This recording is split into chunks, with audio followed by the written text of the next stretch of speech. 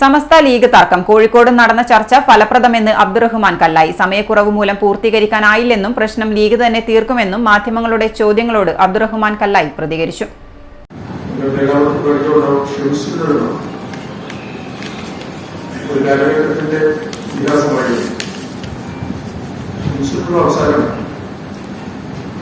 ഈ സമസ്തകൾ യോജിക്കണം എന്നാഗ്രഹിച്ചിരുന്നുവെന്ന് കാന്തപുരം വൈദ്യവും ശരിയായപ്പോൾ അടുത്ത അധ്യാപനത്തിൽ ആത്മാവത എന്ന പുസ്തകത്തിൽ വിശദീകരിച്ചിരുന്നു.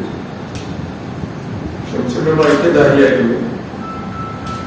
പാണക്കാട് ശ്രീ മുഹമ്മദ് ഷിയാബിന്റെ ഐക്യദാരിയായിരുന്നു. ശ്രീ ഹൈദരലി ഷിയാബിനും ഐക്യമാക്കിയിരുന്നു. ഇപ്പോൾ കാന്തപുരം ഐക്യവും ഐക്യം വേണം എന്ന നിലയ്ക്ക് തന്നെയാണ് അദ്ദേഹത്തിന്റെ പുസ്തകത്തിൽ ഉടനീളം പരാമർശിക്കുന്നത്.